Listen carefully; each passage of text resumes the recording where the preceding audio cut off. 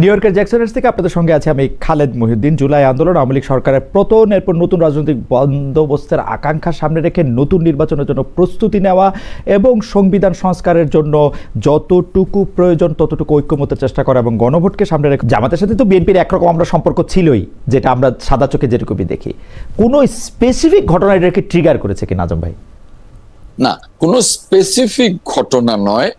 5ই অগাস্টের পরে আমরা যেহেতু 5ই অগাস্টের আগেই আমাদের জোটকে ভেঙে দিয়েছি, কাজে জামায়াত 5ই অগাস্টের পর নিজস্ব ধ্যান ধারণায় তারা এককভাবে পথ চলতে চেষ্টা করছে এবং তারা চিন্তা করছে যে আমাদের চেষ্টায় আমরা বাংলাদেশের রাজনীতিতে দাঁড়িয়ে যাব। আর বিএনপি মনে করছে যে জামাত তার মতো পথ চলুক, আমরা আমাদের মতো পথ চলব। না, কিন্তু আমরা কোথায় বিস্মিত হচ্ছি আজম ভাই, জামায়াত আলাদা আলাদা পথ চললো, বিএনপি এতদিন যেগুলি বলে নাই, বিএনপি কিন্তু কিছুটা আওয়ামী লীগের ভাষায় কথা বলতেছে, এটাতে আমরা একটু আশ্চর্য হয়েছি।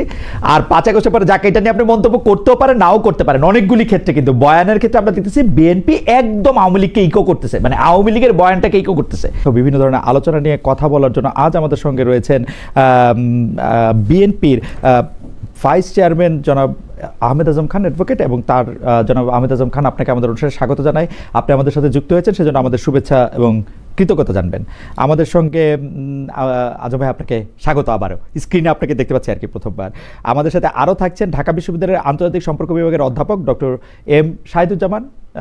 ডক্টর এম শাহিদুজ্জামান, আপনাকেও আমাদের অনুষ্ঠানে স্বাগত জানাই। স্যার, আপনাকে অনেক ধন্যবাদ, আমাদের সাথে আপনি যুক্ত হয়েছেন। এবং স্যার আমাদের সাথে যুক্ত হয়েছেন নিজে নিজে, মানে আমাদের প্রডিউসাররা এখানে যায় নাই, তার জন্য স্যারকে আরেকটা ধন্যবাদ দিতে চাই।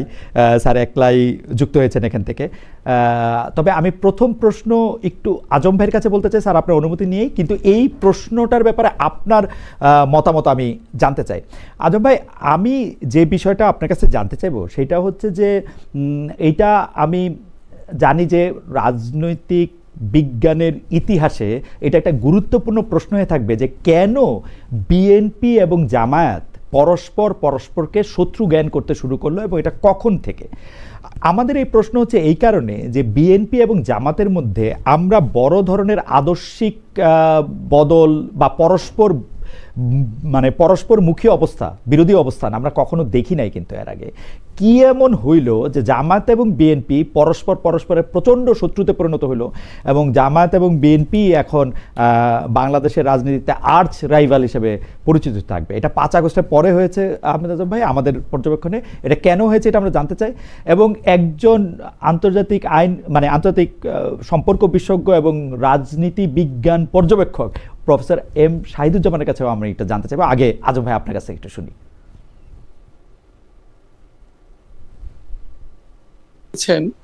যে বিএনপি এবং জামায়াতের সাথে দীর্ঘদিন একটি আদর্শিক সম্পর্ক ছিল, এই কথাটি সঠিক নয় খালেদ। আসলে আমরা সব সময়ই বলেছি যে বিএনপি এবং জামায়াত সহ যে আরো অন্যান্য দলের জোট ছিল সেটা শুধুমাত্রই নির্বাচনী জোট ছিল, আন্দোলনের জোট ছিল, কখনোই আদর্শিক জোট ছিল না। বিএনপি বিশ্বাস করে গণতন্ত্রে, বিশ্বাস করে বাংলাদেশি জাতীয়তাবাদে, সেই ক্ষেত্রে জামায়াতের আদর্শ ভিন্ন। কাজেই জামায়াতের সাথে আমাদের কখনো আদর্শিক সম্পর্ক ছিল না, ছিল শুধুমাত্রই আন্দোলন এবং নির্বাচনের জন্য একটা সখ্যতা বা মনে করতে পারেন সম্পর্ক বা অ্যালায়েন্স। এখন এই 5ই অগাস্টের পর আমরা তার আগেই আমরা কিন্তু এই জোটকে অকার্যকর করেছি এবং আমরা বলেছি যে আমরা সমমনারা একসাথে চলবো, কিন্তু জোটের প্রয়োজন নেই। এভাবেই কিন্তু বেশ কিছুদিন চলে এসেছিল। 5ই অগাস্টের পর জামায়াত সেই আগের মতোই একলা চলো নীতি নিয়ে বা তার সাথে কয়েকটি ইসলামিক রাজনৈতিক দল নিয়ে চলছে। আমরা গণতন্ত্র বেশ কিছু রাজনৈতিক দল নিয়ে চলছি। সেক্ষেত্রে আপনি যে কথাটা বলেছেন যে এত শত্রুতায় পরিণত হলো কেন, আমি বলবো যে এটাও ভুল ধারণা। বিএনপির সাথে জামায়াতের কোনো শত্রুতা নেই, আছে রাজনৈতিক প্রতিদ্বন্দ্বিতা বা গণতান্ত্রিক রাজনীতিতে যে গণতন্ত্রের সৌন্দর্য, এক এক রাজনৈতিক দলের এক এক আদর্শ, সেই আদর্শ থেকে তার বক্তব্য সে প্রচার করে। সেই ক্ষেত্রে বিএনপি এবং জামায়াতের বক্তব্য নিশ্চয়ই আলাদা হবে, যেহেতু আলাদা সংগঠন, আলাদা আদর্শ, সেই ক্ষেত্রে নিশ্চয়ই আলাদা হবে। এবং সেই ক্ষেত্রে যখনই মিল খুঁজে না পাওয়া যায়, তখন গণতান্ত্রিক যে পদ্ধতি, যে একের বক্তব্য নিয়ে অন্যজনের মধ্যে যে বাক বিতণ্ডা, সেটাও এক ধরনের গণতন্ত্রের সৌন্দর্য। গণতন্ত্র চর্চায় এটা চলতেই পারে। গণতন্ত্র চর্চাটা তো আপনার রেল লাইনের মতো সমান গতিতে চলবে, মিলবে না এক রাজনৈতিক দলের সাথে অন্য রাজনৈতিক দলের। আজম ভাই, আপনার অনুমতি দিলে আমি খালি আপনাকে 4টা ঘটনা মোটা দাগে স্মরণ করে দিতে চাই। জামায়াতকে রাজনীতি বাংলাদেশে করতে দিয়েছে বা ফেরত এনেছে কিন্তু বিএনপি। গোলাম আজমের নাগরিকত্ব দেওয়ার ব্যাপারে বিএনপির যে প্রতিষ্ঠাতা মরহুম প্রেসিডেন্ট জিয়াউর রহমান কিন্তু প্রতিশ্রুতি দিয়েছিলেন, যেটা আবার 1991 সালে মতিউর রহমান নিজামী ভোরের কাগজে সাক্ষাৎকার দিয়ে এটাকে বলেছেন। 3 জোটের রূপরেখায় জামায়াতে ইসলামীকে কোনো দল নিবে না, সেরকম একটা কথা ছিল। বিএনপি কিন্তু জামায়াতে ইসলামীকে নিয়ে 1991 সালের নির্বাচনী জোট করেছে। জামায়াতকে 2টি গুরুত্বপূর্ণ মন্ত্রণালয়ের মন্ত্রিত্ব দেওয়া হয়েছে এবং জামায়াতের আদর্শ এবং নেতৃত্বকে সবসময় বিএনপি আলাদা করে ভ্যালু করেছে। 1991 সালের ঘটনা বলছি। সর্বশেষ যুদ্ধ অপরাধের বিচারের মানে যুদ্ধ অপরাধের দায়ে জামায়াত নেতাদের যখন বিচার করা হয়, তখনও বিএনপি শীর্ষ নেতৃবৃন্দ থেকে এর প্রচণ্ড প্রতিবাদ করা হয়েছে, এই কথা বলে যে এইটার ব্যাপারে তাদের আপত্তি রয়েছে। আমরা যদি সবগুলি ঘটনা দেখি, তাহলে দেখব যে দশকে দশকে বাংলাদেশে জামায়াতে ইসলামীর যে রাজনীতি, সেইটা বিএনপি শুধু এন্ডোর্সই করে নাই, বিএনপি সেই জায়গায় প্রচণ্ড স্পেসও দিয়েছে জামায়াতকে। এবং যে কারণে জামায়াতের আজকে সমালোচনা করা হয়, সেই কারণগুলি কিন্তু বিএনপি আর জামায়াত মিলেমিশেই করেছে। আজম ভাই, আপনি যদি একটু মন্তব্য করতেন। জি জি প্লিজ একটু বলবো, যদি বলেন। আপনার বক্তব্যে কিছু ভুল তথ্য আছে।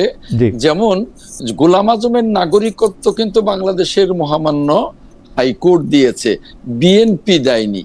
এই যে আমি আজম ভাই মানুষ ভুল বুঝে, সেজন্য আমি বলি 1978 সালে প্রেসিডেন্সিয়াল অর্ডারে গোলাম আজমের নাগরিকত্ব দেওয়ার ব্যাপারে সবকিছু ঠিকঠাক ছিল বলে জনাব মতিউর রহমান নিজামী 91 সালে ভোরের কাগজকে দেওয়া এক সাক্ষাৎকার দিয়েছেন। পরে এটা কোনো কারণে এটা রদ করা হয়, পরে আদালতের নির্দেশে উনি পেয়েছেন। কিন্তু গোলাম আজমের বাংলাদেশে রাজনীতি করা, বাংলাদেশে অবস্থান করা, জামাতে ইসলামীকে রাজনীতি পূর্ব প্রতিষ্ঠা করা, সে সবই বিএনপির কাজ। আমি সেটা বলছি। এটা আজম ভাই জি দেখুন, আমি ক্লিয়ার করি আপনাকে। মতিউর রহমান নিজামী আজকে বেঁচে নেই। তিনি কি স্টেটমেন্ট দিয়েছেন সেটা তার বিষয়, কিন্তু সাক্ষাৎকার দিয়েছেন সেটা তার বিষয়, কিন্তু দৃশ্যমান বিষয়টা হলো যে কোর্ট গোলাম আজমকে দিয়েছে। এখন আপনি বলবেন যে বাংলাদেশে আসার অনুমতি 1978 সালে গোলাম আজম পেয়েছে। দেখুন, গোলাম আজম জন্মসূত্রে নাগরিক ছিলেন, সেই হেতু তাকে অনুমতির বিষয় না, তিনি নাগরিক হিসেবেই বাংলাদেশে আসেন। আর 1991 সালে কিন্তু বিএনপির সাথে জোট ছিল না। আপনি খোঁজ নিয়ে দেখেন, 1991 সালের নির্বাচনের পরে সরকার গঠনে জামায়াতে ইসলামীকে নিয়েছিল, সমর্থন ছিল নিয়েছিল না, সমর্থন ছিল। 2001-এ সেটা ছিল, কিন্তু 91-তে ছিল না। বাট জামায়াতে ইসলামীর সমর্থন ছিল, কিন্তু জামায়াতে ইসলামের সাথে কোনো অ্যালাই ছিল না। তখন জামায়াতে ইসলামী আলাদা করে নির্বাচন করেছিল। কিন্তু 96 সালে কিন্তু আওয়ামী লীগের সাথে জামায়াতে ইসলামী নির্বাচন করেছে। তারও 91-এর আগে যদি আপনি বলেন, 96 সালে আওয়ামী লীগের সাথে নির্বাচন করে নাই কিন্তু জামায়াতে ইসলামী। 96 সালে তত্ত্বাবধায়ক সরকারের দাবিটা জামায়াতে ইসলামীর ব্রেন চাইল্ড, আওয়ামী লীগ সেইটার মধ্যে শামিল হয়েছিল অন্যান্য অনেক দলের মতো।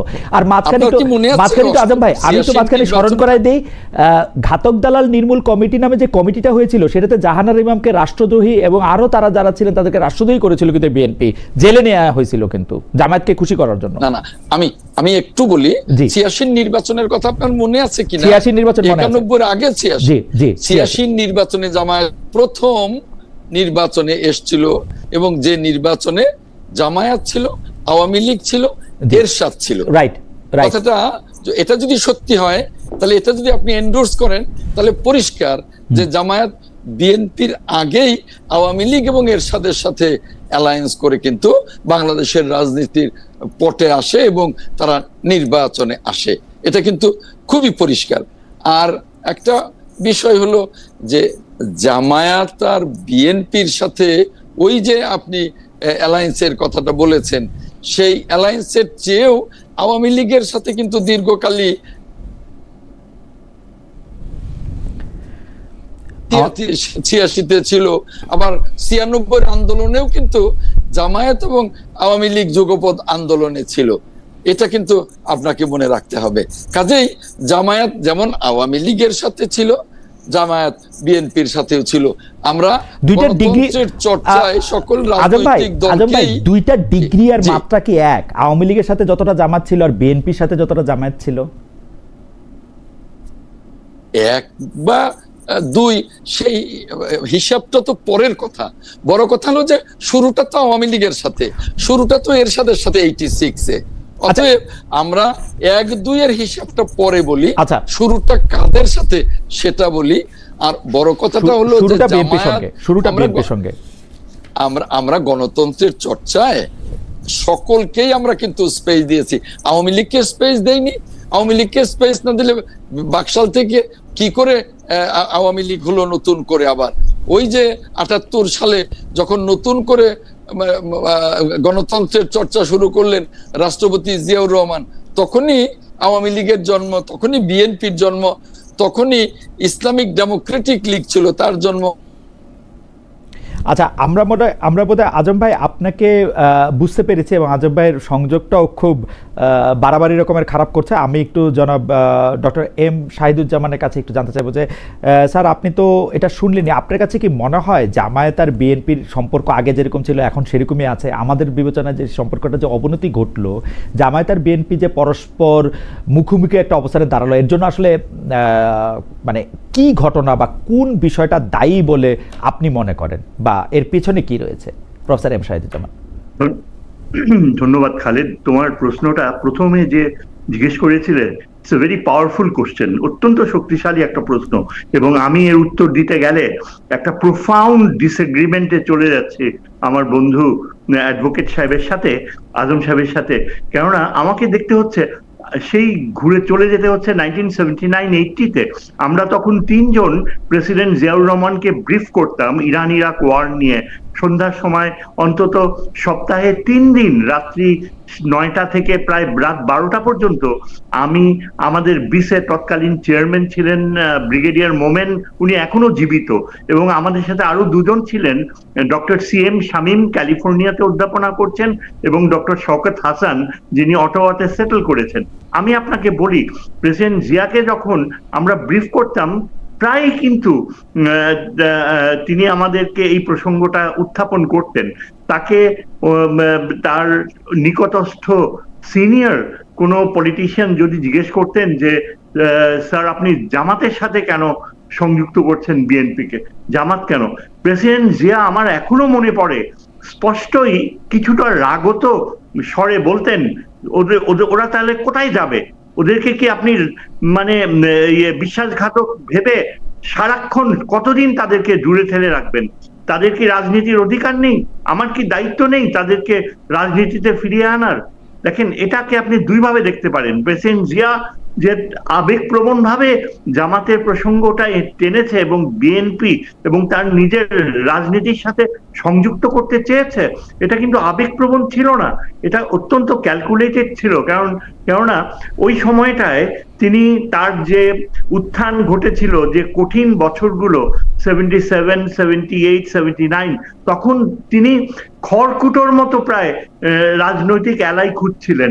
আওয়ামী লীগ তাকে বারবার তাকে কোণঠাসা করেছে, তার রাজনীতি শেষ করে দিতে চেষ্টা করেছে, এবং সবচেয়ে উল্লেখযোগ্য মিত্রই ছিল এই জামাতে ইসলামী। এবং জামাত ইসলামীর নেতৃত্বকে প্রেসিডেন্ট জিয়া দেখলেন যে তার রাজনীতির সাথে সংযুক্ত করতে পারলে তার সংখ্যাগত দিক থেকে রাজনীতিতে প্রবেশ করার উৎকর্ষতা ঘটবে।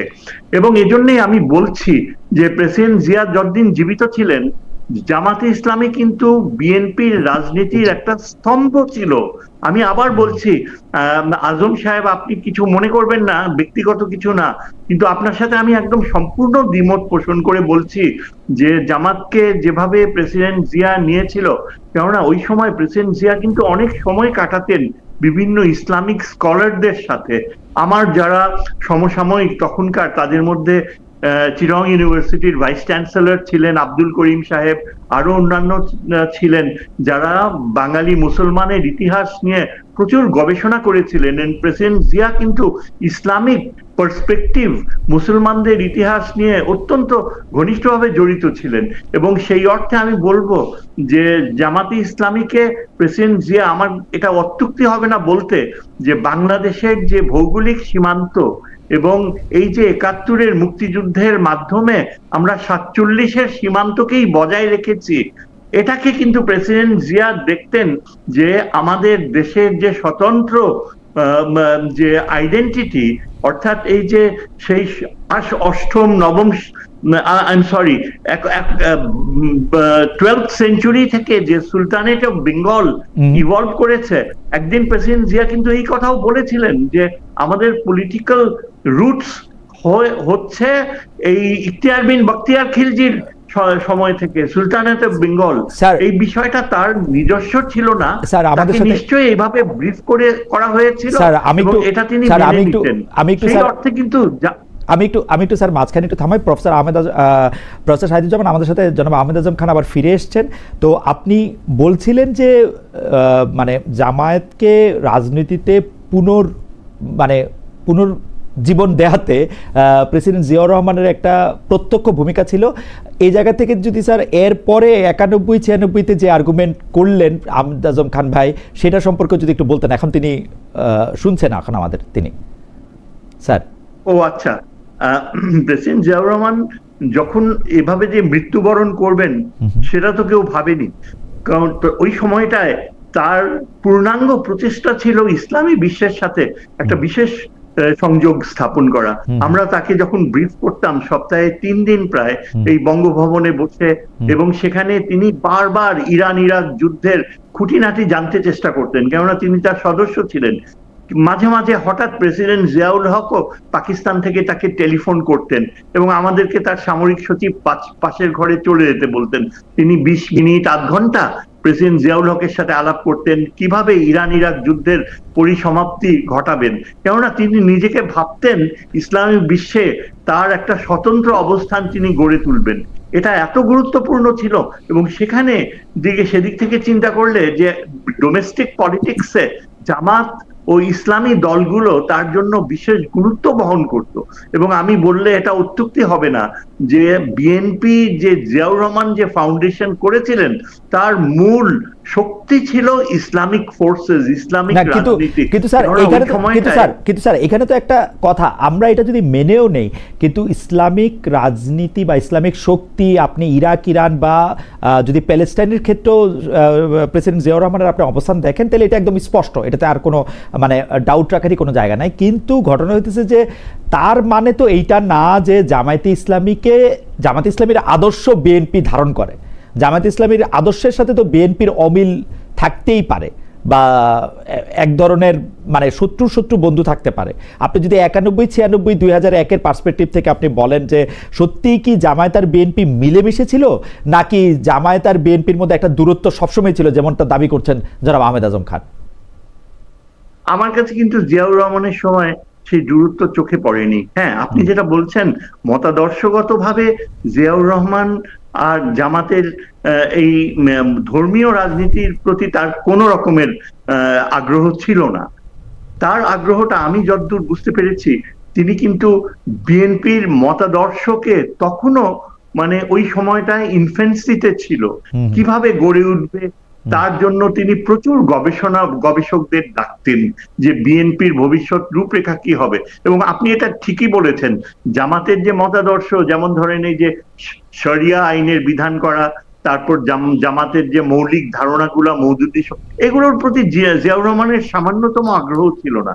তার আগ্রহটা ছিল এই জন্য যে তিনি ভারতের বিপক্ষে বাংলাদেশের যে স্বতন্ত্র অবস্থান দাঁড় করাবেন, সেদিক থেকে জামাতি ছিল তার সবচেয়ে নির্ভরযোগ্য মিত্র। কেননা আওয়ামী লীগকে ফাইট করতে হলে এবং ভারতের বিপক্ষে ইসলামী বিশ্বের একটা গুরুত্বপূর্ণ দেশ হিসাবে উপস্থাপন করতে, এবং তাছাড়া আপনি হয়তো যেটা আমি ইন্ডিকেট করলাম যে পাকিস্তানের সাথে কিন্তু জিয়াউর রহমানের অত্যন্ত ঘনিষ্ঠ সম্পর্ক ছিল, প্রেসিডেন্ট জিয়াউল হকের সাথে ফোনে কথা বলতেন।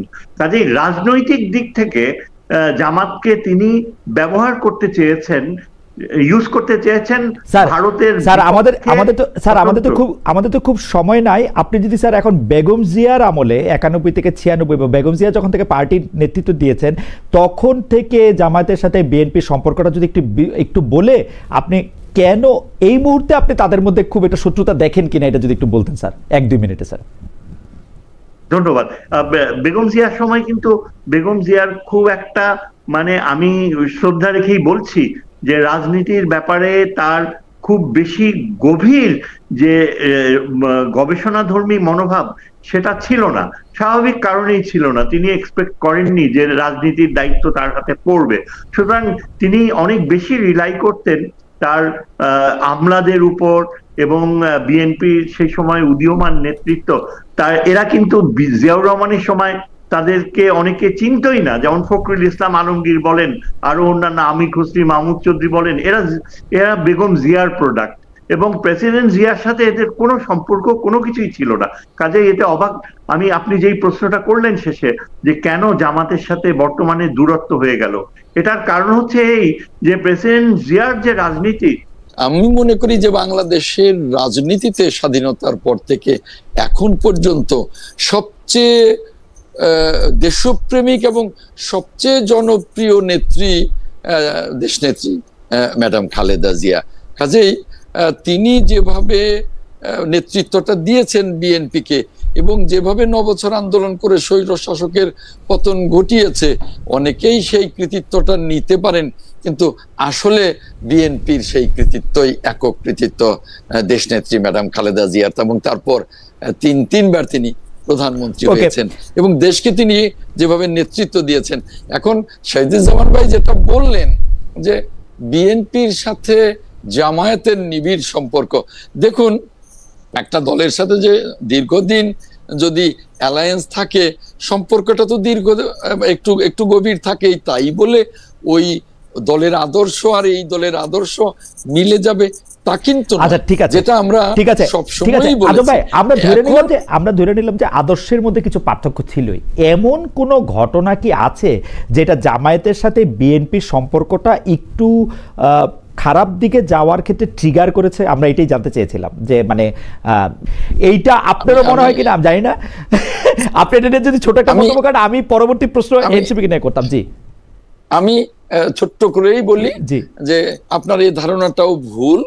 বিএনপি 5ই অগাস্টের পরে প্রত্যেকটা ক্ষেত্রে মন্তব্যে গণতন্ত্রের পরিচয় দিচ্ছে, গণতান্ত্রিক মানসিকতার পরিচয় দিচ্ছে। সেখানে আওয়ামী লীগের মতো রাজনীতি বা আওয়ামী লীগের মতো মন্তব্য বা আওয়ামী লীগের মতো কিছু করছে, এটা আদৌ সত্যি নয়। বিএনপি স্বতন্ত্রভাবেই আপনাকে পাশাপাশি দেখে দেখাতে পারি যে বিএনপি কোথায় আওয়ামী লীগের মতো মন্তব্য করছে এবং কোন মন্তব্যগুলি আসলে বিএনপি তার আগের 16 বছর 15 বছর 20 বছর আমরা করতে দেখিনি। যাই হোক, আমি কথায় আসি, 5 আগস্টের পরে বিএনপি রাজনীতিতে, আজম ভাই আপনি থাকেন, আপনি চলে 5 আগস্টের পরে বিএনপি রাজনীতি, এই প্রশ্নটাও আপনাকে করতে চাই আমি। আবার তারপরে স্যারকে অন্য একটা এই প্রসঙ্গে জানতে চাইবো যে 5 আগস্টের পরে যেটা হয়েছে, বিএনপি আসলে মোটামুটিভাবে মুখে জাতীয় সরকারের কথা বললেও 5 আগস্টের পরে এনসিপির সাথে সম্পর্ক যদি আমরা বলি, নতুন রাজনৈতিক দল, সেইটাকে একদম মানে আমি বলবো আক্রমণ করা, এক ধরনের তুচ্ছতাচ্ছিল্য করা, তারপরে নিজেরা এটাতে করা, এইটা বিএনপি অনেক বেশি করছে। বিএনপি এনসিপিকেই বা রাজনৈতিক প্রতিপক্ষ কেন করলো? এখন আবার শুনতেছি বিএনপি আর এনসিপির মধ্যে একটা রাজনৈতিক জোটও হইতে পারে, কিন্তু ফ্যাক্ট রিমেন্স, জোট হোক বা না হোক, আপনার কাছে কি মনে হয় না আজম ভাই, বিএনপি এনসিপিকে বা এই নতুন রাজনৈতিক দলকে কে বেশি ওই 5 আগস্টে বা জুলাই আগস্টে কে বেশি আত্মত্যাগ করেছে সেটা নিয়ে মানে অত্যন্ত অন্যায্য অনেক সময় আক্রমণ করেছে? আমার তো মনে হয় না, কারণ এনসিপি দলটা গড়বার পরেই তাদের নেতারা যে লাগামহীন বক্তব্য রেখেছে এবং এখনো রাখছে বিভিন্ন জায়গায়, বিভিন্ন ফোরামে, বিভিন্ন স্টেজে, বিএনপি কিন্তু তা রাখছে না। বিএনপি অত্যন্ত ম্যাচিউরিটি নিয়ে, অত্যন্ত সতর্কতার সাথে মন্তব্য করছে। সেইখানে নতুন রাজনৈতিক দল হিসেবে যতটা পরিপক্কতার পরিচয় দেওয়া উচিত ছিল তা তো এনসিপি দিচ্ছে না, বরং এনসিপি যে লাগামহীন মন্তব্য, যা সারা জাতিকেই কিন্তু হতাশ করছে। কারণ পুরো জাতি চাচ্ছিল, বিএনপি চাচ্ছিল যে এনসিপি যে তরুণ নেতৃত্ব, তারা জাতির প্রত্যাশা পূরণ করবে, তারা রাজনীতিতে বড় একটা জায়গা করে নেবে, তারা বাংলাদেশের গণতান্ত্রিক রাজনীতিকে সমৃদ্ধ করবে। কিন্তু আমরা যেমন হতাশ হয়েছি, জাতীয় তেমনি হতাশ হয়েছে। এনসিপির বিভিন্ন কর্মকাণ্ডে, বিভিন্ন বক্তব্য বিবৃতিতে তাদের যে লাগামহীনতা, এটা আমরা কোনোভাবেই আশা করিনি। আর আপনি একটা নজির দেখাতে পারবেন না। সেদিনও এনসিপির এক নেতা ঐক্যমত্য কমিশনকে সালাউদ্দিন কমিশন বলেন। এই যে কটাক্ষ, এখনো তো এনসিপির সাথে আপনি কি বললেন যে একটা নজিরও দেখাতে পারবো না যে বিএনপি নেতারা বা বিএনপি নেতৃবৃন্দ এনসিপি কে কটাক্ষ করেছে? দেখাতে পারবো কিন্তু আজম ভাই না। আপনি মনোযোগ দিয়ে পত্রপত্রিকা পড়ে থাকলে আপনিও দেখবেন, আমি নাইলে না দেখাইলাম, কিন্তু আপনি মনোযোগ দিয়ে পত্রপত্রিকা পড়লে, আমি জানি যে আপনি আপনার নির্বাচনী এলাকা নিয়ে অনেক ব্যস্ত, কিন্তু এগুলি নিশ্চয়ই আপনারও মানে দেখার কথা যে বিএনপি নেতৃবৃন্দ আসলে অনেক। শুনুন, বিএনপির নেতৃবৃন্দ বলতে বিএনপি তো বিশাল একটি রাজনৈতিক দল। মানে আপনি শুধুমাত্র তারেক রহমানকে বুঝতে হবে, শুধুমাত্র তারেক রহমানকে বুঝতে হবে না। না, বিএনপি বিএনপির মুখপাত্র মির্জা ফখরুল ইসলাম আলমগীর বা বিএনপির স্ট্যান্ডিং কমিটির সকল মেম্বার, তারপরে ভাইস চেয়ারম্যান বৃন্দ, তারপরে রুহুল কবির রিজভী বিএনপির একজন মুখপাত্র। এখন বিএনপি তো বিশাল দল। এখন যদি জাতীয় নির্বাহী কমিটির কোনো সদস্য বা কোনো সহ সম্পাদক কোনো মন্তব্য করে থাকে, সেটাকে কিন্তু আপনি বিএনপির মন্তব্য বলতে পারেন না। তবে আমি যতটুকু দেখেছি, লক্ষ্য করেছি, আমি নিজে কথা বলেছি, এনসিপি কে বা কোনো রাজনৈতিক দলকে বিএনপি শিষ্টাচার বহির্ভূত কোনো মন্তব্য করেনি। জনাব আহমেদুজ্জামান খান, আপনাকে অনেক ধন্যবাদ। আমি একটু প্রফেসর এম শাহিদুজ্জামানের কাছে যাবো। প্রফেসর এম শাহিদুজ্জামান, আপনার কাছে কি মনে হয় ৫ আগস্টের পরে বিএনপি যে রাজনৈতিক অবস্থান নিয়েছে, সেখানে বিএনপি রাজনৈতিক মিত্র তৈরি করার বদলে জামায়াত তো বটেই, সদ্য জন্মনা এনসিপি এবং নানা ধরনের দলের সাথে এক ধরনের শত্রুতাই তৈরি করে গেছে, যদি আমরা এটা সোজা বাংলা ভাষায় বলি, তাহলে সেই ক্ষেত্রে এটার কারণ কি বলে আপনি মনে করেন, বা আপনি মনে করেন কিনা যে শত্রুতা বিএনপি আসলে তৈরি করেছে? হ্যাঁ, আপনার কথাই ঠিক মনে করি। তবে আপনার একটা আগেকার প্রশ্নের একটা ছোট উত্তর দিয়ে নেই, যে ওই যে আমি বললাম সালাউদ্দিনের কথা, যে 9 বছর তাকে অন্যভাবেও তো দেখা যায় যে সে গুম হয়েছিল, কষ্ট পেয়েছিল। না, গুম হয়নি, কষ্টও পায়নি। তিনি বহাল তবিয়তে এস আলমের গ্রুপের কর্মকর্তা হিসাবে সেখানে তারই টাকায় ওইখানে আরামে ছিলেন।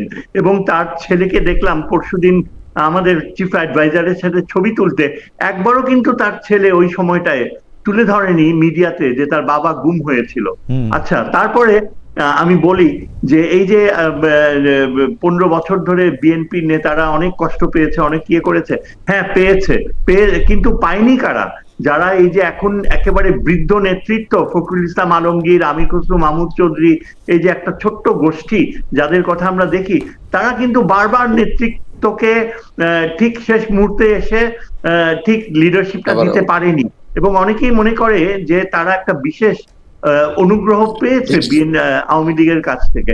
আজকে আপনি যদি আপনার প্রশ্নের উত্তরে যাই খালেদ, যে এই 5ই আগস্টের পরে কেন ওই ছাত্রদের সংগঠনের সাথে বিএনপির এই দূরত্বটা হয়েছিল? এই দূরত্বটা হয়েছিল কারণ বিএনপির যে বৃদ্ধ নেতৃত্ব, এরা স্ট্যাটাস কিউ ওরিয়েন্টেড ছিল। এরা ছাত্রদের নেতৃত্বে যে এত বিরাট একটা আন্দোলন হয়েছে, এটা তারা ঠিক মনে প্রাণে গ্রহণ করেনি, মেনেও নেয়নি।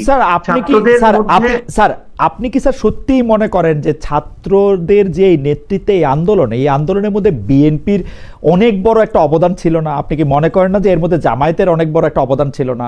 স্যার, আপনি কি এইটাও মনে করেন না যে 15 বছর ধরে বিএনপি যে রাজপথে আদালতে আন্দোলন করলো, ত্যাগ স্বীকার করলো, ওই ছাত্ররা যদি বা আমরা সবাই যদি সে সময় বিএনপিকে সমর্থন করতাম, তাহলে আওয়ামী লীগের শাসনামলে এত লম্বা হয় না স্যার। মানে ছাত্ররা তো তাদের নিজেদের ইস্যু নিয়ে প্রথম ক্ষমতা সামনে আসলো, কিন্তু বিএনপিকে তো এই 15 বছর 17 বছর স্যার এই ঝামেলাটাকে নিতেই হয়েছে।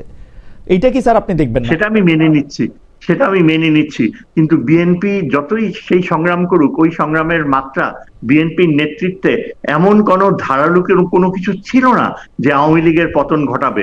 এবং সেটার বিশেষ কারণ ছিল এই যে ভারত নিষ্ঠার সাথে আওয়ামী লীগকে সমর্থন দিয়ে গিয়েছে স্যার। এইটা একটা কারণ স্যার, কিন্তু ইতিহাসের খাতিরে তো আপনি বলতে হবে, এইবার যেমন জুলাই আন্দোলনের এই প্রাণক্ষয়ী সংঘর্ষে আমরা যেমন সবাই মিলে এটাতে অংশগ্রহণ করেছিলাম যে যার জায়গা থেকে, বিএনপির এই আন্দোলনগুলিতে তো আমরা কেউ অংশগ্রহণ করি নাই। বিএনপির লেজিটিমেট আন্দোলনের মুখে বা মানে চাহিদার মুখে আমরা তো ছিলাম না ওদের পাশে। এটা কেন স্যার আমরা অস্বীকার করব? স্যার আমরা তো দিনের পর দিন, স্যার আমরা তো দিনের পর, আপনি খুব ভালো করে জানেন স্যার, দিনের পর দিন শেখ হাসিনার সরকারকে তো একরকম মেনেই নিয়েছিলাম আমরা। মানে এটা তো অস্বীকার করার কোনো উপায় নাই না। সেটা বিতর্কের বিষয়। আমাদের মধ্যে অনেকে ছিল যে অনেক সাহস করে, অনেক রিস্ক নিয়ে অনেক কিছু লিখতাম, এই যে সোশ্যাল মিডিয়াতে অনেক কিছু তুলে ধরতাম। স্যার এর জন্য আপনারা অনেক ভুক্তভোগীও হয়েছেন স্যার, কেউ আমি যতদূর জানি। হ্যাঁ, তা তো নিশ্চয়ই হয়েছে। অনেকে লাকি ছিল, যেমন আমি তুলনামূলকভাবে আমি বলবো যে আমি অনেক লাকি ছিলাম। আমাকে অনেকে ওয়ার্নিং দিত যে ভাই এগুলো লেখো না, এসব করো না, তুমি বিপদে পড়বা। তারপরেও কিন্তু ঝুঁকি নিয়ে লিখতাম। এবং আমার ছাত্র ছিল অনেকে যারা গুরুত্বপূর্ণ সরকারি পদে ছিল, তারা বলতো স্যার আপনি কলম ধরে লিখেন। আচ্ছা, এটা আমার কথা না বলাই ভালো, কিন্তু যে কথা আমি বলতে যাচ্ছি যে বিশেষভাবে ছাত্রদের যে স্যাক্রিফাইস, বুকের রক্ত দেয়া, এটা কিন্তু অ্যাবসলিউটলি অন্যরকম ছিল, অন্য মাত্রায় নিয়ে গিয়েছে। যার কারণে ভারতের নিরাপত্তা উপদেষ্টা, যিনি সরাসরি সমস্ত কিছু টেলিভিশনে দেখছিলেন, তিনি সরাসরি সেনাবাহিনী প্রধানকে বললেন যে এটা আর ঠেকানো যাবে না, আপনি শেখ হাসিনাকে পাঠিয়ে দেন। এটা তো সত্যি কথা যে শেখ হাসিনা পুরাপুরি, আওয়ামী লীগ পুরাপুরি ভারতের নির্দিষ্ট ছক অনুযায়ী চালিয়ে যেতে চাচ্ছিল। হাসিনা তো চেয়েছিল যে ভারতীয় সামরিক বাহিনী হস্তক্ষেপ করুক। তিনি সরাসরি যে সেটা বলেছেন, এটাও তো সত্যি কথা। তাইলে কি সম্ভব হতো বিএনপির পক্ষে ঠেকানো? কারণ এটা ওই আজিজ দোভাল বুঝতে পেরেছিল যে শত শত হাজার হাজার মানুষ ঢাকা শহরে ঢুকছে, তারা রক্ত দিচ্ছে, বুলেটের সামনে দাঁড়াচ্ছে। এই প্রক্রিয়াটা তো একেবারে অভিনব ছিল। স্যার আমি এটা অস্বীকার করতেছি না, কিন্তু যদি বিএনপি এবং জামায়াতের মতো এত সাংগঠনিক দক্ষতা সম্পন্ন, বিশেষ করে বিএনপির যাদের গ্রাসরুট লেভেলে প্রচুর পেনিট্রেশন, মানে অনেক লোকজন আছে, তারা যদি পাশে না দাঁড়াইতো, স্যার আপনি কি মনে করেন শুধু ছাত্রদের পক্ষে এই আন্দোলনটা কন্টিনিউ করা বা জয়লাভ করা সম্ভব হইতো স্যার? আপনি কি এরকম মনে করেন? না, আমি সেটা অস্বীকার করছি না। আমি একটা কথাই জোর দিচ্ছি খালেদ, দেখো এই যে এখন ইলেকশনের সময়টা চলে আসছে, একটা কথাতেই জোর দিচ্ছি। আমি এটা বলতে যাচ্ছি যে তুলনামূলকভাবে বিএনপির যে তারুণ্য, তাদের যে বিশাল একটা জনশক্তি, তাদের ত্যাগ কেউ অস্বীকার করতে পারবে না। জামাতে ইসলামীরও তাই, তাদের বিশাল একটা কন্ট্রিবিউশন ছিল। কিন্তু আমি এখনো বলবো যে বিএনপির নেতৃত্বে কি অনেকটা মিস্ট্রি ছিল, অনেকটা শর্টকামিং ছিল। মনে হতো শেষ মুহূর্তে যে ব্যাক অফ। হ্যাঁ, এটাই আমি। এবং এই যে এখন যে সামনে দেখেন যে ইলেকশন হবে, এত ডেলিগেট সিলেক্টেড হয়েছে।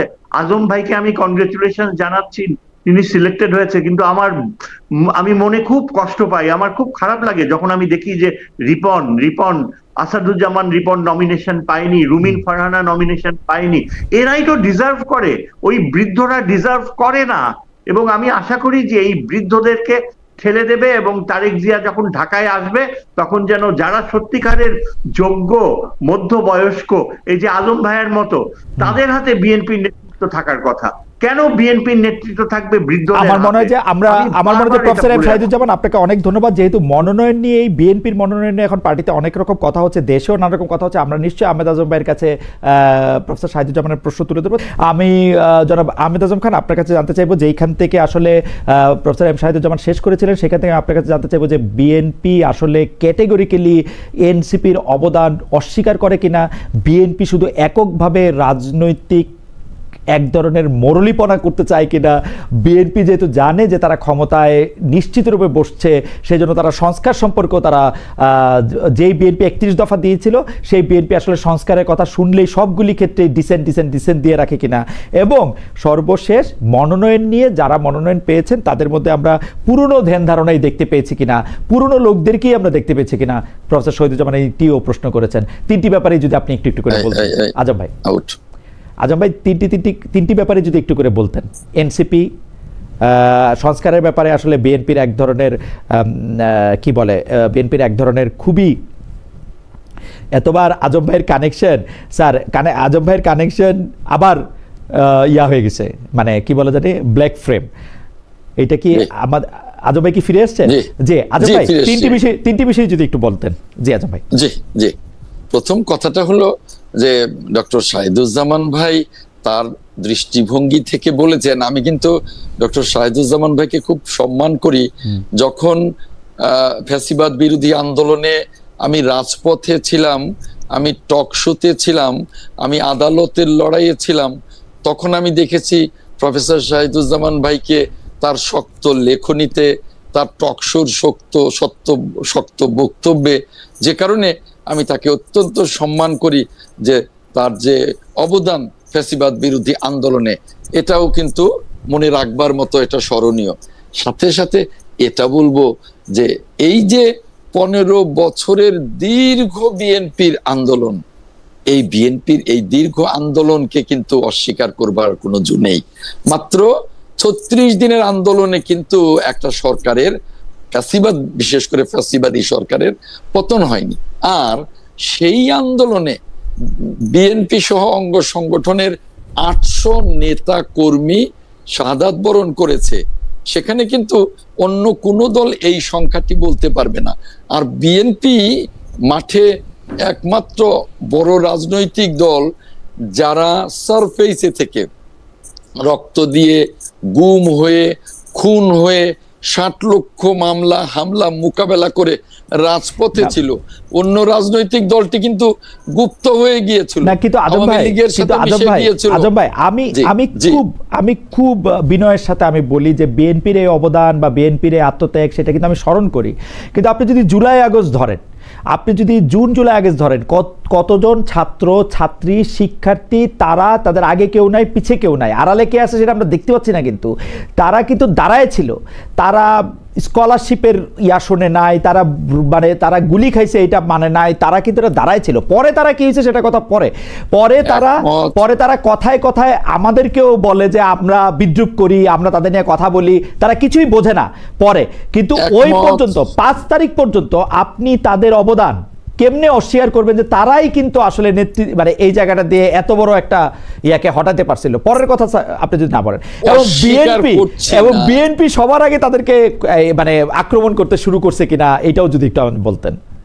একেবারেই অস্বীকার করছি না, কারণ আমরা জানি যে এই ছাত্রদের মধ্যেও প্রচুর ছাত্র দলের নেতা ছিল, কর্মী ছিল, ছাত্রদের মধ্যে প্রচুর রাজনৈতিক চিন্তা ভাবনার বাইরে ফ্যাসিবাদকে হটাও এ ধরনের নেতৃত্ব ছিল, এবং এ ধরনের কর্মী ছিল, ছাত্র ছিল, ছাত্রী ছিল, অভিভাবক ছিল। তারপরেও আমরা কোনো কারোর অবদানকে অস্বীকার করি না। আজকে যারা এনসিপি তাদের অবদানকেও মোটেও অস্বীকার করি না। কিন্তু একটা কথা আপনার মনে থাকবার কথা বলতে, আপনি যদি পড়ে থাকেন, আপনি তখন জন্ম হয়নি। আমি 69-এর আন্দোলনে সক্রিয় রাজনৈতিক কর্মী ছিলাম। সেই 69-এর আন্দোলনে আমরা তো অভ্যুত্থান করেছিলাম, ক্ষমতায় যাইনি। যখন এরশাদ বিরোধী আন্দোলনে 90-তে 9 বছর আন্দোলন করে যখন আমরা স্বৈরাচারের পতন ঘটিয়েছি, তখন কিন্তু ছাত্ররা ক্ষমতায় যায়নি। আমরা কিন্তু দেখেছি যে শ্রীলঙ্কায় ছাত্ররা যখন আন্দোলন করে অভ্যুত্থান করে কিন্তু আমি এগুলি মিলাইতে পারি না কেন। 1969 সালে যে গণ অভ্যুত্থানের কথা আপনি বলতেছেন, তখন সেই গণ অভ্যুত্থান হইছে যার জন্য তিনি তো আর ছাত্র না, তিনি বঙ্গবন্ধু শেখ মুজিবুর রহমান, সেই জন্য এই আন্দোলন হয়েছে। আপনি যদি 91-এর আন্দোলনের কথা বলেন বা এরশাদ বিরোধী আন্দোলনের কথা বলেন, সেখানে কেন্দ্রীয় চরিত্র অবশ্যই বেগম খালেদা জিয়া, শেখ হাসিনা। ছাত্ররা ছিলেন, কিন্তু বেগম খালেদা জিয়া এবং শেখ হাসিনাই কিন্তু সে সময় কেন্দ্রীয় চরিত্র। তো কিন্তু যদি আপনি 2024-এ কথা বলেন, 2024-এ কেন্দ্রীয় চরিত্র ছাত্ররাই, ওরা ক্ষমতা নিবে না, নিবে কারা? না, ছাত্রদের তো ক্ষমতা নেবার কথা না, ছাত্রদের তো শিক্ষাঙ্গনে, যেমন আপনি 71-এর মুক্তিযুদ্ধ বলেন, যখন কেউ ছিল না মুক্তিযুদ্ধের ঘোষণাটি দিয়েছিলেন শহীদ রাষ্ট্রপতি জিয়াউর রহমান, এবং তিনি বুক চিতিয়ে লড়াই করেছেন, জেড ফোর্স গঠন করেছেন, বীরোত্তম উপাধি পেয়েছেন, তিনি কিন্তু ক্ষমতা নেননি। তিনি এবং যারা মুক্তিযোদ্ধা তারা কিন্তু যার যার সেক্টরে ফেরত গেছেন। তিনি সেনাবাহিনীতে, যারা বিডিআরে, যারা অন্যান্য বাহিনীতে, যারা সাধারণ মুক্তিযোদ্ধা তারা তাদের কর্মে ফেরত গেছেন। আপনি আসেন একটু, সহকারী সেনাপ্রধান ছিলেন, ক্ষমতা তো ছিলেন, ক্ষমতার পার্ট, অত্যন্ত গুরুত্বপূর্ণ পার্ট ছিলেন। তখন তো তার সেনা প্রধান হওয়ারই ক্ষমতা কথা ছিল, কারণ তিনি সিনিয়র ছিলেন। তারপরেও কিন্তু তিনি প্রতিবাদ করেননি, তিনি কিন্তু রাষ্ট্রপতি হয়ে যাননি, তিনি কিন্তু মন্ত্রী হয়ে যাননি। আসেন আপনি শ্রীলঙ্কা, সেখানেও ছাত্রদের ভূমিকা আছে। আসেন আপনি নেপাল, সেখানেও ছাত্রদের ভূমিকা আছে। আচ্ছা, যখন ক্ষমতায় যাওয়ার মতো প্রাপ্তবয়স্ক, আমি শেষ করি, তারপরেও কিন্তু আমরা কখনো ছাত্রদের আন্দোলনকে এবং নেতৃত্বকে অস্বীকার করিনি। কিন্তু যখন ছাত্ররা মনে করে যে আমরা কিছুই করিনি, তখনই কিন্তু আমাদের সাথে তাদের দূরত্বটা বেড়ে যায়। তারপরেও তাদের অনিয়মগুলো কিন্তু আমরা গত 1 বছর লক্ষ্য করেছি। আজকে তাদের অনিয়মের কারণেই কিন্তু আজকে প্রশাসন আজকে লন্ডভন্ড। আজকে বিভিন্ন জায়গায় যেভাবে অন্যরা, গুপ্ত দলের লোকজনও যেভাবে বিভিন্ন জায়গায় বসে আছে, এটা কিন্তু তাদের কারণে। তারা এখন বুঝতে পারছে, তারা এখন মাঝে মাঝে বলেও যে আমাদের ব্যবহার করে এরা এখন কি পয়েন্টে বসে আছে। বড় কথাটা হলো যে ছাত্ররা যখন রাষ্ট্র সম্পর্কে তাদের সম্যক ধারণাও তৈরি হয়নি, ঠিক সেই মুহূর্তে তারা ক্ষমতায় যাওয়ার চিন্তা করে। সেটা ঠিকই আছে, কিন্তু রাষ্ট্র সম্পর্কে যাদের সম্যক ধারণা আছে, যারা খুব সুন্দর করে এই সংসদের কার্যপ্রণালী বিধি থেকে শুরু করে রাষ্ট্র পরিচালনা বিধি সম্পর্কে জানেন, তারা কিভাবে রাষ্ট্র পরিচালনা করেছেন সেটা তো আমরা দেখছি আসলে। কিন্তু এখন কি দেখছেন? এখন কি খুব খুব ছাত্ররা যে কাজটুকু করছে ভালো করছে, একটু ভালো কাজ করছে না, একটু ভালো কাজ করছে না, এনসিপি একটু ভালো কাজ করছে না। তবে আমি আপনার সাথে একমত, এনসিপি অনেকগুলি কাজই বারবার বলেছি, তারা সন্তান সম, তাদের বলি তোমরা তোমাদের বক্তব্যে, তোমাদের আচরণে দায়িত্বশীলতার পরিচয় দাও। কারণ তোমাদের মনে রাখতে হবে তোমরা জাতীয় রাজনীতিতে পা দিয়েছ, তোমরা জাতীয় নেতা হওয়ার জন্য চেষ্টা করছো, তোমরা দেশকে নেতৃত্ব দেবার চেষ্টা করছো। তোমাদের কথায়, কাজে, আচরণে, কর্মে তোমাদের সেইটুকু ম্যাচুরিটি থাকতে হবে। তা কি আমরা পাচ্ছি?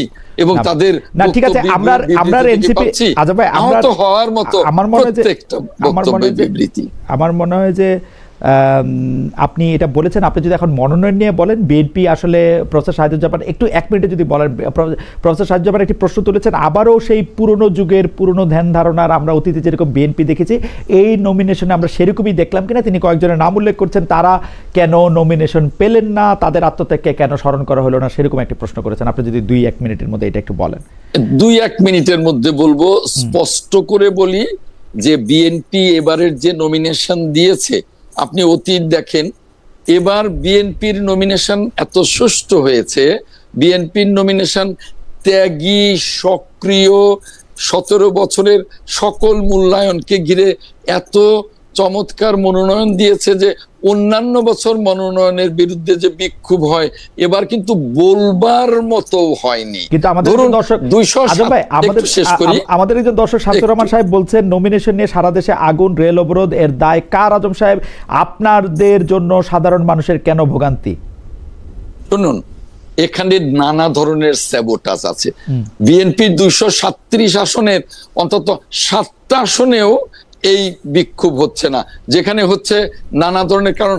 আমরা জানি বিএনপিকে দুর্নীতির ব্র্যান্ডিং করবার জন্য একটা রাজনৈতিক দল, একাধিক রাজনৈতিক দল, কতিপয় রাজনৈতিক দল উঠে পেরে লেগেছে। এখনো এই স্যাবোটাজ করে বিএনপিকে বিতর্কিত করবার জন্য অনেক রকমের ষড়যন্ত্র অব্যাহত আছে। এবং নির্বাচনটা একটু শেষ করি 1 মিনিটে, নির্বাচনটা যাতে না হতে পারে সেজন্য গভীর ষড়যন্ত্র আছে।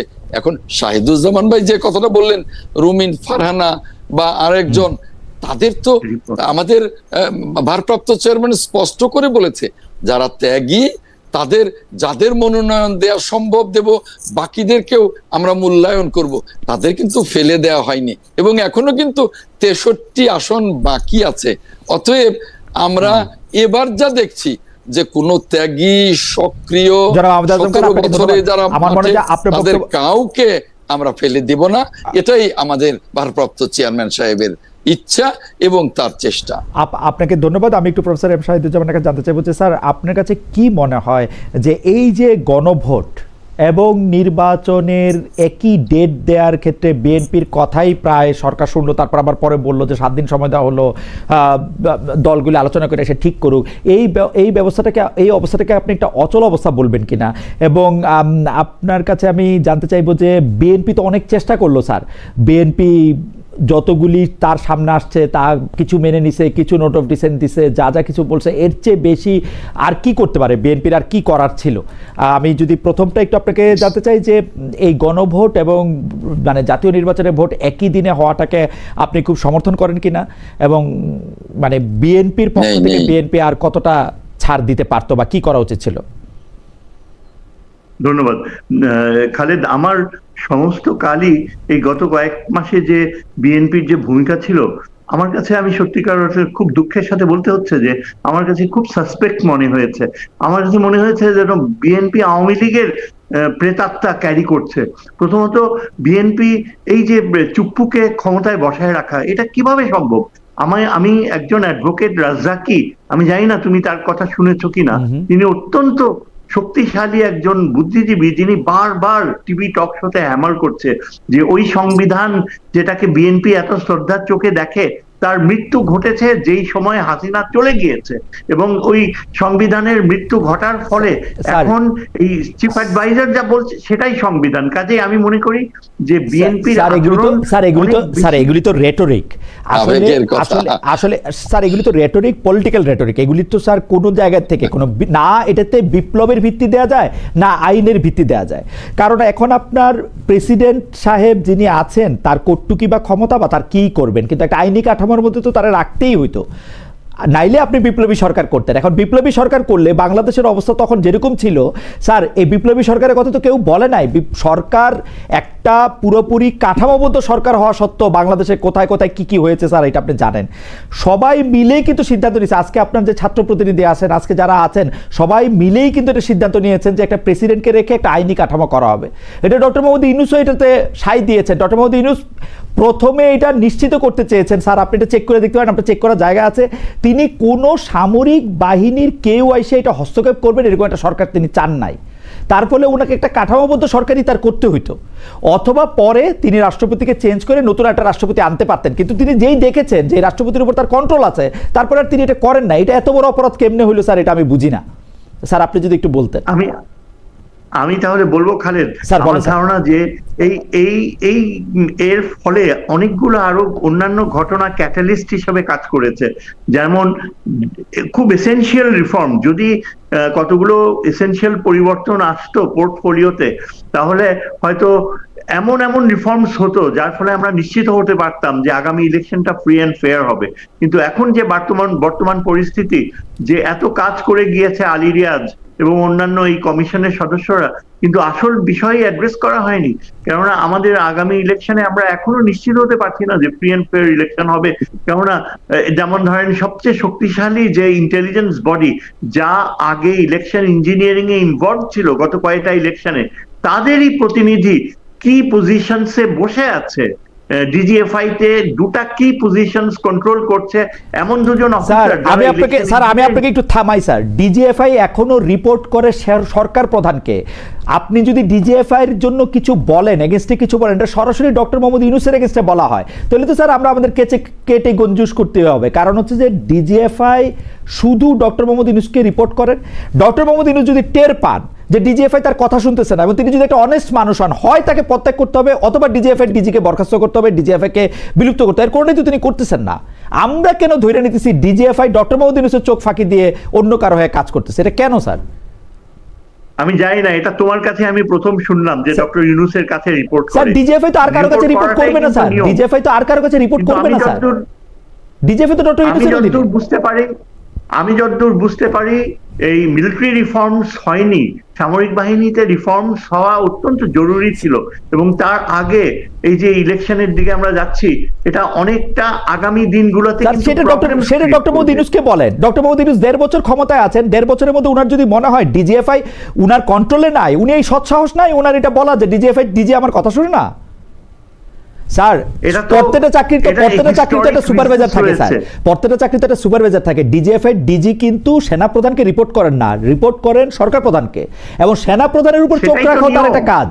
সেই নিয়মটা যদি ব্যত্যয় ঘটে তো সরকার প্রধান প্রাইম মিনিস্টার নয়, একটা আলাদা টাইটেলের লোক। না প্রাইম মিনিস্টার না স্যার, আপনি সংবিধান পড়ে দেখেন একদম সকল উনি এনজয় করেন।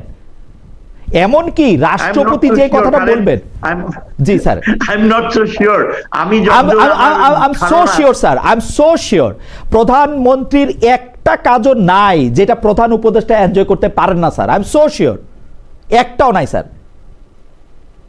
তাহলে এত ডিসস্যাটিসফ্যাকশন কেন? কোথায় স্যার ডিসস্যাটিসফ্যাকশন? তো আপনার মধ্যে স্যার, প্রফেসর ইউনূসের মধ্যে তো নাই, আপনার মধ্যে দেখি স্যার আমি ডিসস্যাটিসফ্যাকশন। প্রফেসর ইউনূস তো খুশি না, এমনও তো হতে পারে যে professor Yunus helpless, he is sitting helpless. যেমন হেল্পলেস হলে তো মোরালি উনি হেল্পলেস হলে তো একটা কথা তো বলবে যে আমি চেয়ারে থাকবো না, আমার কথা শুনতেছে না ডিজিএফআই ডিজি। তাহলে তো শোনা যায় যে তিনি বেশ কয়েকবার ইঙ্গিত দিয়েছেন। ইঙ্গিত দিয়া তো স্যার বেশ কয়েকবার সেই ইঙ্গিত দিয়া তো স্যার কবিতা হয়, ইঙ্গিত দিয়া তো আর কাজ হয় না। ইঙ্গিত উনি কেন দিবেন? উনি সরাসরি বলবেন ডিজিএফআই ডিজি রে চেক করবেন, উনার কি হবে?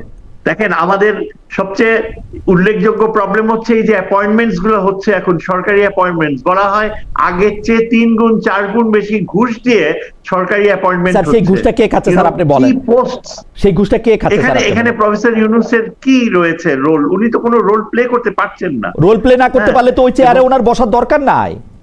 চেয়ারে বসে রয়েছে, রোল প্লে করবেন না, এটা কেমন কথা? কেউ নাই তাকে রিপ্লেস করার। স্যার আপনার কাছে এই কথাগুলি শেখ হাসিনার আমলের কথার মতো মনে হচ্ছে না যে বিকল্প দেখাও, বিকল্প নাই, কাজ করতে পারবে না আবার বলবে বিকল্প নাই? কথা হচ্ছে একটা বিষয় আমি নিশ্চিত হতে চাই, এই যে এই প্রসঙ্গগুলো কন্ট্রোভার্সিয়াল খালেদ আমি কেন তুললাম, কারণ আমার ধারণা একজন নিরাপত্তার ছাত্র হিসেবে আমি মনে করি যে আওয়ামী লীগ এমন পর্যায়ে নিয়ে গিয়েছে দেশটাকে যে মতাদর্শগত ভাবে আওয়ামী লীগ অখণ্ড ভারতের প্রক্রিয়ায় আবদ্ধ হতে যাচ্ছিল শেষ পর্যন্ত। এবং যখন আমরা শুনি যে এটা চিন্তা ভাবনা হচ্ছে যে আওয়ামী লীগকে আবার ইনক্লুসিভ ইলেকশনে আসার সুযোগ দেওয়া হবে কিনা, তখন আমি রীতিমতো অ্যাবসলিউটলি নার্ভাস হয়ে যাই। স্যার আমি আপনাকে একটা কথা বলি স্যার আমি আপনাকে একটা কথা বলি আপনার বিবেচনার জন্য। শেখ হাসিনা ভারতের সাথে কি সম্পর্ক মেনটেন করে কিভাবে ক্ষমতায় ছিল সেই কথাটা যদি আপনি মনে রাখে আপনি ভাবেন শেখ হাসিনাকে বাংলাদেশ থেকে পালায় যেতে হয়েছে। এখন আওয়ামী লীগের সরকার বসে রয়েছে, ভিতরে অনেক আওয়ামী লীগের লোক, এগুলি জুজুর ভয় স্যার, এগুলি অক্ষমতার ঢাকার, এগুলি সামর্থ্যের অভাবের, এগুলির ভয় স্যার। আমরা দেখি নাই চেয়ার ছাইরা দিলে একদিন আমলারা পক্ষে থাকে না, 3 মাসের মধ্যে সবকিছু উল্টায় যায় নাই স্যার। 2001-এ শেখ হাসিনা ক্ষমতায় ছিল না, যেদিন ক্ষমতা থেকে বাইরেছে সেদিন লতিফুর রহমান সাহেব সবকিছু উল্টায় দিছে না একটা। স্যার 2001-এর ইলেকশনে স্যার আপনার মনে নাই লতিফুর রহমান সাহেব যেদিন ক্ষমতা আসছে সেদিন 64টা সচিব উনি পাল্টাইছে, প্রত্যেকটা যে ডিসিএসপি পাল্টাইছে। সে উনি কারোর জন্য বসে ছিল যে এ বলবে করবে? এরা পারে না স্যার, আপনার বন্ধুরা স্যার পারে না, এইটা আপনি বলেন স্যার। দেখেন না খালেদ, তুমি যদি এটাও তো খেয়াল করতে হবে যে ইট ইজ কমপ্লিটলি আনচার্টার্ড ওয়াটার্স। প্রত্যেকটা অ্যাকশন, প্রত্যেকটা ইনিশিয়েটিভ, এই যে ঘটনা প্রবাহ, এটা সম্পূর্ণ অজানা, বাংলাদেশের রাজনীতি কখনো এই স্তরে যায়নি। আমরা সবাই কিন্তু সমালোচনা করতে পারি। আমি তো ইউনূস সাহেবকে বলবো যে তিনি যথেষ্ট কৃতকার্য হয়েছেন, দেশের একটা অর্থনৈতিক ব্যালেন্স তিনি দাঁড় করাতে পেরেছেন, আমাদের ফরেন এক্সচেঞ্জ রিজার্ভস ভালো পজিশনে রয়েছে সেটা এনশিওর করেছেন। হ্যাঁ, অনেক সমালোচনা করার মতো রয়েছে, কিন্তু এই যে এই বিষয়গুলো, যেমন ধরেন এই যে আমাদের এখন একটা রেফারেন্ডাম হবে, এই ব্যাপারটাও কিন্তু ঠিক বিএনপি ভালোভাবে নিচ্ছে না। তারা বলছে যে এটা হওয়া উচিত না, অথচ আমরা যা দেখতে পাচ্ছি যে দেশের অন্যান্য যে রাজনৈতিক দলগুলো সবাই চাচ্ছে যে এই মাসে বা আগামী মাসের মধ্যেই একটা রেফারেন্ডাম হয়ে যাক যে সনদের ব্যাপারে। সেটাও তো একটা বড় বিপদ। স্যার, আপনি মনে করেন যে আগে রেফারেন্ডামটা হোক, তারপরে নির্বাচনটা হোক? আমি তো তাই মনে করি, আমার মনে হয় দেশবাসী সেটাই চায়। ওকে স্যার, আপনাকে ধন্যবাদ। আপনাকে ধন্যবাদ। আমাদের একজন দর্শক, উনার নাম উস্তাদ, মানে উস্তাদ, উনি বলতেছেন, look at the clown like theory of Khaled, are you sure Hasina don't, oh my God, Hasina don't have their people inside? আমি বলি, বাংলাদেশের রাজনীতি আমরা ফলো করি, আমরা দেখছি যখন চেয়ার থেকে চলে যায় কোনো প্রধানমন্ত্রী, শেখ হাসিনা যখনই চেয়ার থেকে চলে গেছে তখন আর ওর ফলোয়ার বলে কিছু নাই। আমি এটা গ্যারান্টি দিয়ে কইতে পারি, কারণ এটা কোনো আদর্শের রাজনীতি না, এটা ক্ষমতার ভাগাভাগি রাজনীতি। সুতরাং এই জুজুর ভয় দেখায় লাভ নাই যে উনার লোকরা বসে রয়েছে। উনার লোকদের কোনো ক্ষমতা থাকলে ওনাকে দেশ ছেড়ে পালাইতে হইতো না, উনি দেশেই থাকতো। আমাদের ভাই, আমি আপনার একটা কথা বলি, এইটা আপনার কাছে এই প্রশ্নটা করি যে আসলে নুরুল কবির ভাইকে আমি শুনতেছিলাম, একই দিনে যদি আপনি গণভোট দেন এবং জাতীয় সংসদ নির্বাচনও দেন, তাহলে সেটা হয়ে যায় হচ্ছে হাইকোর্ট এবং অ্যাপিলেট ডিভিশন বা হাইকোর্টের যে অ্যাপিলেট অথরিটি আছে তার ভোট একই সঙ্গে। এইটা কি আসলে হইতে পারে কি না? মানে গণভোটটাই তো আগে হয়ে যাওয়া উচিত, যেটাকে রিফর্মটা কিভাবে হবে, কোন স্কেলে হবে সেইটা, আর জাতীয় নির্বাচন হওয়া উচিত। এটা মানে মনে হয় কিনা আপনার কাছে এরকম? বিএনপি এটাকে একদিনে করতে বলছিল এবং আমরা দেখলাম যেটা একদিনই হবে, এরকম একটা কথা। যদি সারাটা দেশ নির্বাচনমুখী হয়ে গেছে, সারা দেশ গণতন্ত্রের পথে যাওয়ার জন্য উন্মুখ হয়ে আছে, এই মুহূর্তে আমাদের নির্বাচনটাই মুখ্য। নির্বাচনের জন্য সমস্ত বিদেশি বিনিয়োগ আটকে আছে, নির্বাচনের জন্য আমাদের দেশি বিনিয়োগ আটকে আছে, নির্বাচনের জন্য পাওয়ার সেক্টরের অনেক কিছু আটকে আছে, নির্বাচনের জন্য ব্যাংকিং ব্যবস্থা এখনো ভঙ্গুর হয়ে আছে। গণতন্ত্রে ফেরত না যাওয়া পর্যন্ত আমরা যতই মুখে কথা বলি না কেন, একটা সমৃদ্ধ বাংলাদেশের দিকে এগুতে পারছি না। সেই ক্ষেত্রে আমাদের এখন নির্বাচনে না গিয়ে এখনই গণভোট কেন? নির্বাচনের পরে গণভোট হতে পারে না? নির্বাচনের দিন না হলে যদি মনে করেন হতেই পারে না, একই সাথে দুইটো নির্বাচনের পরে গণভোট করেন। কারণ এই জুলাই সনদ বাস্তবায়ন, জুলাই সনদ বাস্তবায়ন কে করবে? যে সরকারে যাবে সে করবে। অতএব তারপরে যদি গণভোট সে না করে, তাহলে তো সে জাতির সাথে বেইমানি করবে। অতএব নির্বাচনের পরে হতে পারে না। আমরা আজম ভাই, আমরা একটু প্রফেসর এম শাহিদুজ্জামানকে একটু শুনি। আপনাকে আমরা শুনেছি, আমরা একটু এই বিষয়ে শেষ কথা শুনি যে আসলে একটু শেষ কথা বলি। একটু আরেকটা কথা বলেন। এই প্রফেসর শাহিদুজ্জামান ভাই বললেন যে গণভোট চায় সকল রাজনৈতিক দল, বিএনপি ছাড়া। 30টি রাজনৈতিক দলের 28টি রাজনৈতিক দলই বলছে যে নির্বাচনের দিন অথবা তারপরে গণভোট হোক, আর জামায়াত সহ 1-2টা রাজনৈতিক দল বলছে যে না, আগে গণভোট হতে হবে। শাহিদুজ্জামান ভাই কোন তথ্যের ভিত্তিতে বললেন আমি কিন্তু এটা জানি না। আপনি জরিপ করে দেখেন, মানুষ এই গণভোট বুঝে না, মানুষ নির্বাচনের দিকে মুখিয়ে আছে এবং নির্বাচন মুখী হয়ে গেছে। মানুষ কি বোঝে না বোঝে এটা যদি আপনি ঠিক করে দেন, এটা একটা মুশকিল কিন্তু আবার আছে। আমরা ঠিক করে দেই না, মানুষ গণভোট বোঝে না বললে, মানুষ গণভোট না বুঝলে আবার আমাদের একটু 1978-79 আমার সালে তো মনে থাকে না, আবার আমাদের 1978-79 সালে যাইতে হয়। দেশের মানুষকে জিয়াউর রহমান প্রথম জিনিসটা দেশের মালিকদের ঠিক করতে দেন, দেশের মালিকদের ঠিক করতে দেন। দেশের মালিক কারা? ভোটাররা। দেশের মালিক কারা? জনগণ। তাদেরকে ঠিক করতে দেন। তারা তো এখন ওইটা চাচ্ছে না, তারা নির্বাচন। দেশের মালিকের চাওয়াটা আপনি কিভাবে বুঝলেন আজম ভাই? এটাও তো একটা প্রশ্ন থাকে। এই জন্যই যে 30টি রাজনৈতিক দলের মধ্যে 28টি চায় যে হয় পরে হোক আর নইলে একই দিনে হোক। আর জামায়াত মনে করে যে নির্বাচন না হোক, আগে গণভোট হোক, বাস্তবায়ন কে করবে সনদ। আচ্ছা ভাই, আপনাকে অনেক ধন্যবাদ। আমি প্রফেসর এম শাহিদুজ্জামান এই সম্পর্কে আপনি কিছু বলবেন কিনা? দেশের মানুষ যেটি চায় এটি বোঝা যায় যে রিপ্রেজেন্টেটিভ যে পার্টিগুলি আছে তার মধ্যে 30টির মতো রাজনৈতিক দল বলছে যে তারা আসলে গণভোট কখন চায়, কিভাবে চায়, এবং যারা বিএনপির সাথে একমত। তাহলে তো এইটা তো গণভোটটার ব্যাপারে তো এক ধরনের কনসেনসাস হইছেই। আপনি এটাকে আগে কেন চাচ্ছেন, আপনি যদি একটু বলেন প্রফেসর এম শাহিদুজ্জামান, এটা আসলে কি উপকারও বা করবে আমাদের?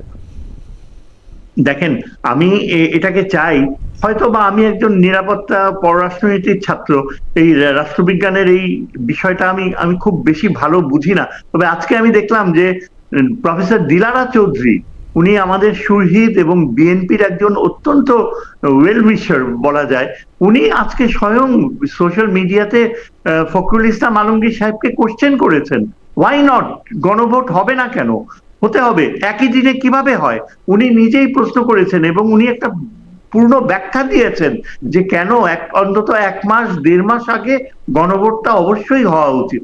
এখন আমার কথা হচ্ছে যে দেখেন, রাজনৈতিক দলগুলো কয়টা বলেছে, কারা বলেছে, সেটা হয়তো স্যার আমার একটু সহজ করে বলেন তো স্যার, আমি আপনার একটু থামাই, আমার একটু সহজ করে বলেন তো স্যার, এই গণভোটের সম্ভাব্য 3টা রেজাল্টে আমরা কি অ্যাচিভ করব, মানে এই গণভোটটা দিয়ে আমাদের কি হবে?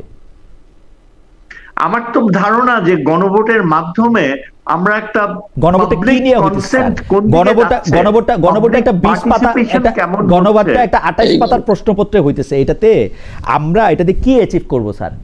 মানে ধরেন সবাই বলল হ্যাঁ, সবাই বলল না, এই 3টা সিনারিওতে আমরা কি পাবো গণভোটটা দিয়ে স্যার, এটা যদি একটু বলতেন।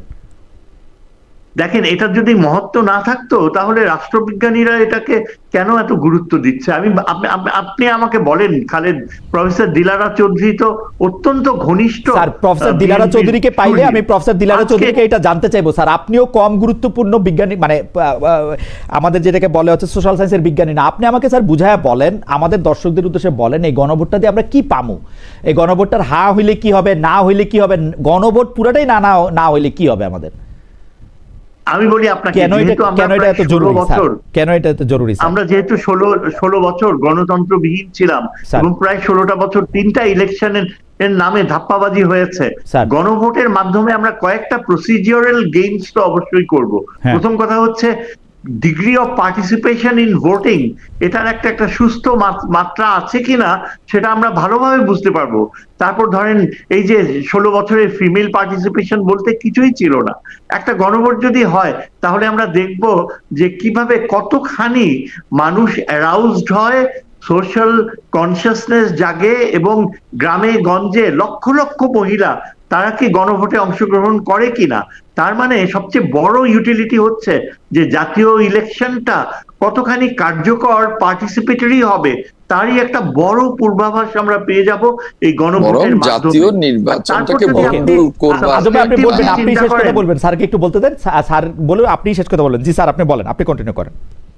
হ্যাঁ, এই যে এই এক্সারসাইজ ইটসেলফ, এটা প্রথমত আমাদেরকে একটা বড় রকমের সাহায্য করবে, ইলেকশন কমিশন সহ অল দ্য স্টেক হোল্ডার্স, যে মানুষের রেসপন্স কতটুকু, মানুষ কতখানি সচেতন বা আগ্রহ নিচ্ছে। তারপর আপনি যদি সাবস্টেন্সের কথা চিন্তা করেন, নিশ্চয়ই একটা উদ্দেশ্য রয়েছে যে আপনি হ্যাঁ বলেন না বলেন।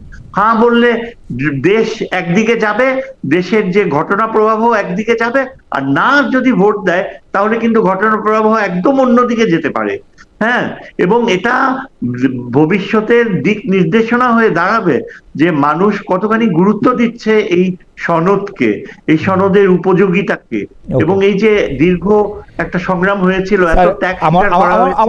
আমার মনে হয় যে স্যারের জায়গা থেকে একটু ব্যাখ্যা করেছেন যে এই গণভোটের আসলে অনেক উপযোগিতা আছে, এবং এই উপযোগিতাটা হচ্ছে মানুষের উইলটা, পিপলস যে উইল, সেটাও আসলে খুব ভালো করে বোঝাবে। আমাদের একদম সময় নাই, তবু স্যার যেহেতু একটা বিস্তারিত প্রস্তাবনা সামনে রেখেছেন যে কেন গণভোট দরকার, আপনি যদি 1 মিনিটে বলে আপনি অনুষ্ঠান শেষ করে দেন।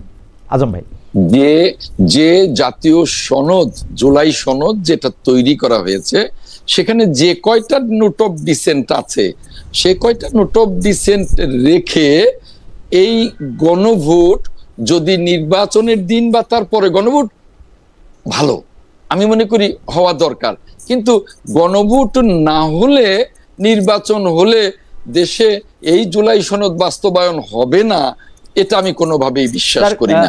গণভোটে জুলাই সনদ বাস্তবায়ন, স্যার যেটা বললেন আমরা পয়েন্টে আসি, স্যার যেটা বললেন আমরা পয়েন্টে আসি, এই গণভোটটা জাতীয় ইলেকশনের আগে হইলে কি সমস্যা? ধরেন 1 মাস আগে হইলো সমস্যা এই জন্যই, এটাই যে যেহেতু ফেব্রুয়ারি আমাদেরকে নাড়া দিচ্ছে একেবারে দরজার কাছে, এই সময় যদি নভেম্বরে আমরা নভেম্বর নাগাদ আমরা 15 দিন পরে একটা গণভোট করি, ওই ফেব্রুয়ারি নাড়তে থাকুক আমাদের অসুবিধা কি?